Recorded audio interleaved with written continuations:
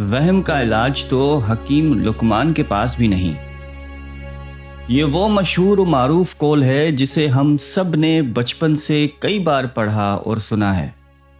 حکیم لقمان اللہ کے وہ نیک اور برگزیدہ بندے تھے جنہیں رب ذوالجلال نے حکمت یعنی عقل و فہم اور دانائی اور بصیرت میں ممتاز ترین مقام عطا فرمایا۔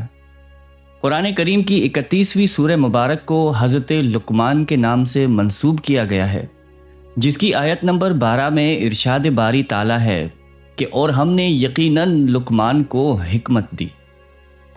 حضرت لقمان کے بارے میں کافی لوگوں نے مختلف رائے کا اظہار کیا ہے، جس کی اصل وجہ یہ ہے کہ زمانہ قدیم کی تمام تاریخی روایات اور واقعات زیادہ تر زبانی طور پر نسل در نسل اور سینہ بسینہ منتقل ہوتی تھی یا انجیل اور تورات کے ذریعے سے، جنہیں مختلف ادوار میں اتنی مرتبہ تبدیل کیا گیا ہے کہ دونوں مقدس کتب کی صورت ہی مشکوک ہو گئی۔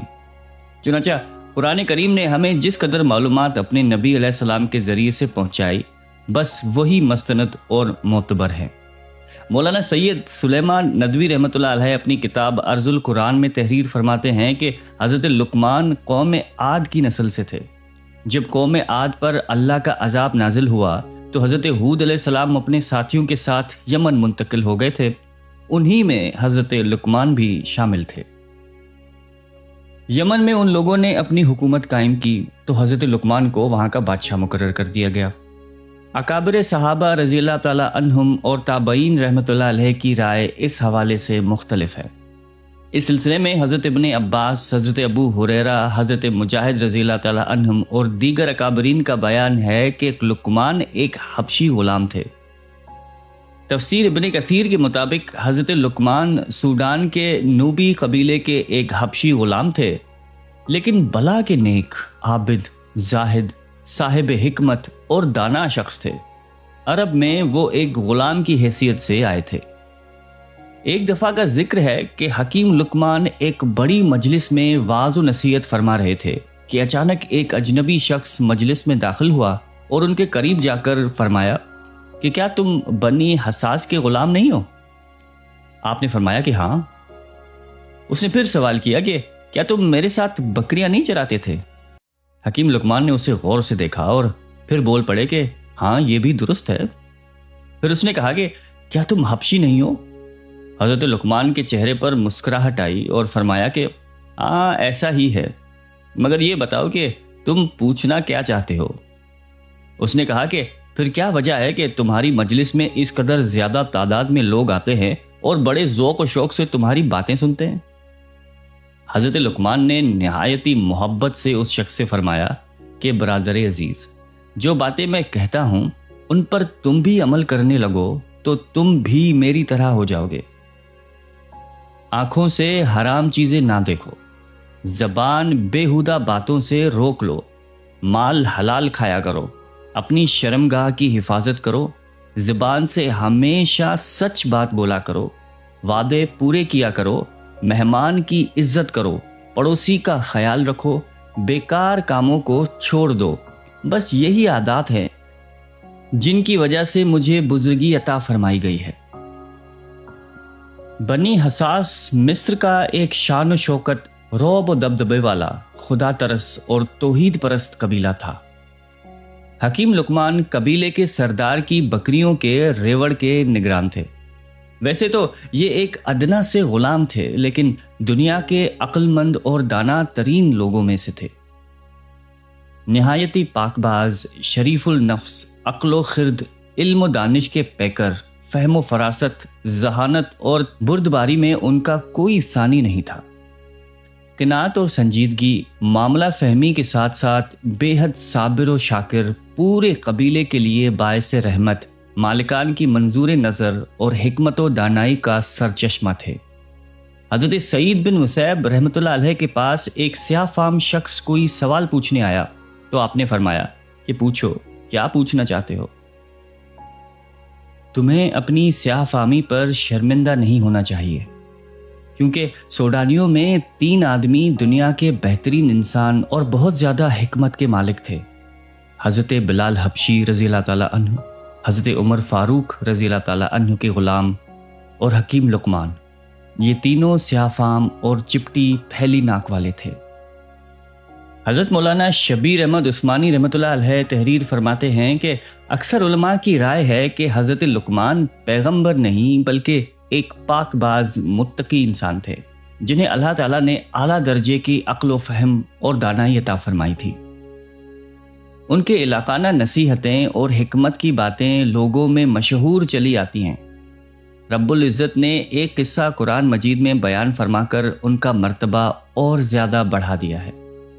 حضرت لقمان کہاں کے رہنے والے تھے اور کس زمانے میں پیدا ہوئے، اس کی پوری تصدیق نہیں ہو سکتی۔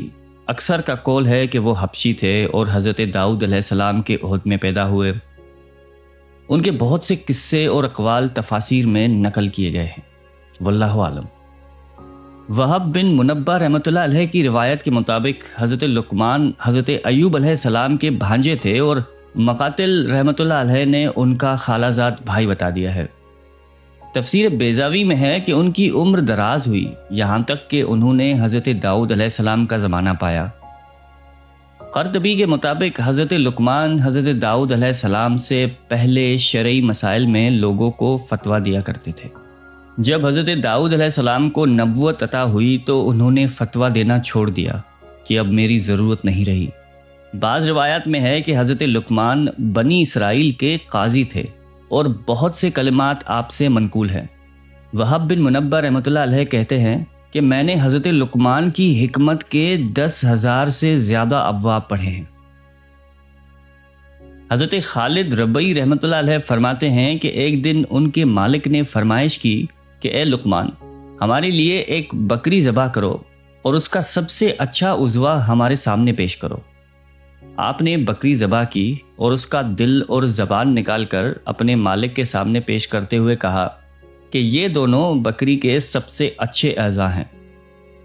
ابھی چند دن ہی گزرے تھے کہ ان کے مالک نے پھر فرمائش کر دی کہ اے لقمان، ہمارے لیے ایک بکری ذبح کرو اور اس کا سب سے برا عضو لے کر آ۔ آپ نے بکری ذبح کی اور دل اور زبان نکال کر ان کی خدمت میں پیش کرتے ہوئے کہا کہ یہ سب سے برے اعضاء بھی ہیں۔ مالک کو بڑا تعجب ہوا اور کہنے لگا کہ اے لقمان، جب میں نے عمدہ اعضاء کی فرمائش کی تو تم دل اور زبان لے آئے، اور اب سب سے برے اعضاء کا کہا تو پھر بھی تم یہی دونوں چیزیں لے کے آئے ہو، یہ کیا بات ہوئی؟ آپ نے جواب دیا کہ اے میرے مہربان آقا، اگر یہ دونوں اعضاء درست ہیں تو ان سے زیادہ بہتر کوئی عضو نہیں، اور اگر یہ دونوں بگڑ جائیں تو ان سے برا کوئی عضو نہیں ہو سکتا۔ عرب کے لوگ حضرت لقمان کی شخصیت سے بخوبی واقف تھے۔ وہ نہ صرف انہیں ایک دانشور حکیم کے طور پہ جانتے تھے بلکہ ان کے اقوال کو اپنے اشعار اور خطبات میں استعمال بھی کیا کرتے تھے۔ اہل عرب میں بعض پڑھے لکھے لوگوں کے پاس صحیفہ لقمان کے نام سے ان کی حکیمانہ اقوال کا ایک مجموعہ بھی ہوتا تھا۔ چنانچہ روایت میں آیا ہے کہ ہجرت سے 3 سال پہلے کا اولین شخص جو نبی اکرم صلی اللہ علیہ وآلہ وسلم سے متاثر ہوا وہ سوید بن سامت تھا۔ وہ حج کے لیے مکہ گیا۔ حضرت صلی اللہ علیہ وآلہ وسلم حاجیوں کے مختلف خیموں میں جا کر دین کی دعوت دے رہے تھے۔ سوید نے جب آپ علیہ السلام کی تقریر سنی تو بولا کہ آپ جو باتیں پیش کر رہے ہیں اس میں ایک چیز میرے پاس بھی ہے۔ آپ علیہ السلام نے پوچھا کہ وہ کیا ہے؟ اس نے کہا کہ مجلہ لقمان۔ آپ نے مجلے کا کچھ حصہ سنا، پھر فرمایا کہ یہ اچھا کلام ہے لیکن میرے پاس اس سے بھی اچھا کلام ہے۔ اس کے بعد آپ علیہ السلام نے اسے قرآن سنایا اور اس نے اعتراف کیا کہ بلا شبہ یہ مجلہ لقمان سے بہتر ہے۔ مفسرین لکھتے ہیں کہ حضرت لقمان نے فرمایا، میں نے 4000 نبیوں کی خدمت میں حاضری دی اور ان پیغمبروں کے مقدس کلاموں میں سے 8 اہم باتوں کو چن کر یاد کر لیا۔ وہ 8 اہم باتیں یہ ہیں کہ جب نماز پڑھو تو دل کی حفاظت کرو، جب کھانا کھاؤ تو اپنے حلق کی حفاظت کرو، کسی غیر کے مکان میں رہو تو اپنی آنکھوں کی حفاظت کرو، لوگوں کی مجلس میں بیٹھو تو اپنی زبان کی حفاظت کرو، اللہ تعالیٰ کو ہر وقت ہر لمحہ یاد رکھو، اپنی موت کو ہمیشہ یاد کرتے رہا کرو، اپنے احسانوں کو بھلا دو، دوسروں کے ظلم کو فراموش کر دو۔ قرآن کریم کی سورہ لقمان میں اللہ تعالیٰ حضرت لقمان کی اپنے بیٹے کو کی جانے والی نصیحت کا ذکر فرما رہا ہے، جس کی تفصیل آیت 13 سے 19 کے درمیان موجود ہے۔ اگرچہ یہاں اس بات کا ذکر نہیں کیا گیا کہ انہوں نے یہ نصیحتیں اپنے انتقال کے وقت کی تھیں، لیکن ہر شخص کی فطری طور پر یہ خواہش ہوتی ہے کہ اپنی موت سے پہلے اپنے ورثے کے متعلق تمام معلومات اپنے اولاد کو فراہم کر دی جائیں۔ چنانچہ حضرت لقمان نے بھی یہی ضروری سمجھا کہ انتقال سے پہلے اپنی غور و فکر اور عقل و دانش کا نچوڑ اپنی اولاد کو منتقل کر دیں۔ چنانچہ فرمایا کہ اے جان پدر، اللہ کے ساتھ کسی کو شریک نہ کرنا، یقیناً شرک بہت بڑا ظلم ہے۔ یہاں پر اللہ تعالیٰ نے والدین کے ساتھ حسن سلوک کی تاکید کی اور ان کی اطاعت اور خدمت کا حکم دیا، بالخصوص ماں کے حوالے سے۔ بیٹا، اگر کوئی عمل رائی کے دانے کے برابر بھی ہو اور زمین آسمان یا چٹانوں میں کہیں بھی چھپا ہو، اللہ اسے لاموجود کر دے گا۔ کچھ شک نہیں کہ وہ باریک سے باریک چیز کو دیکھ سکتا ہے اور ہر شے سے باخبر ہے۔ بیٹا، نماز کی پابندی رکھنا اور لوگوں کو اچھے کام کرنے کی تاکید اور برے کاموں سے روکتے رہنا، مصیبت کے وقت صبر سے کام لینا اور ازراہ غرور لوگوں سے گال نہ پھلانا، اور زمین پر اکڑ کے نہ چلنا۔ اللہ تعالیٰ شیخی خور اور مغرور شخص کو پسند نہیں فرماتا۔ اپنی چال کو اعتدال میں رکھنا، بحث و تمسیح کے وقت اپنی آواز کو پست رکھنا، یقیناً سب سے ناپسندیدہ آواز گدھے کی ہے۔ حضرت لقمان عمر بھر عوام الناس کو وعظ و نصیحت فرماتے رہے۔ تفسیر فتح الرحمان کے مطابق آپ کی قبر رملہ کے قریب مقام سرفند میں ہے۔ آپ کی قبر پر ایک بلند نشان آویزہ ہے۔ لوگ آپ کی قبر کی زیارت کے لیے دور دور سے آتے ہیں۔ اللہ تعالیٰ مجھے اور آپ کو لقمان حکیم کی حکمتوں کا حصے دار بنائے، آمین۔